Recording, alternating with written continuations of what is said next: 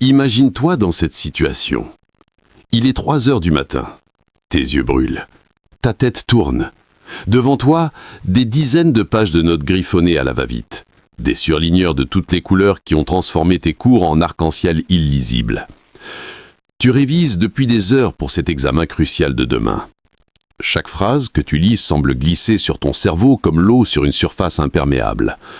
Tu te forces à relire, encore et encore. Mais au fond de toi, tu le sais déjà.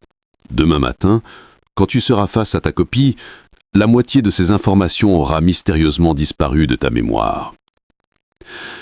Si cette scène te semble familière, si tu t'es déjà retrouvé dans cette spirale infernale du bacutage de dernière minute, alors respire profondément, parce que tu n'es absolument pas seul dans cette situation. En réalité, ce que tu vis là, c'est l'une des expériences les plus universelles de notre époque.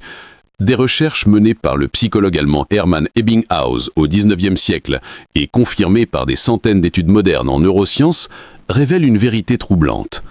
Notre cerveau oublie systématiquement près de 70% de ce que nous apprenons dans les premières 24 heures qui suivent l'acquisition d'une nouvelle information. Cette courbe implacable porte un nom, la courbe de l'oubli. Elle ne fait pas de distinction entre les génies et les autres. Elle ne se soucie pas de ta motivation, de tes bonnes résolutions ou du nombre d'heures que tu passes le nez dans tes livres. Elle frappe tout le monde, sans exception.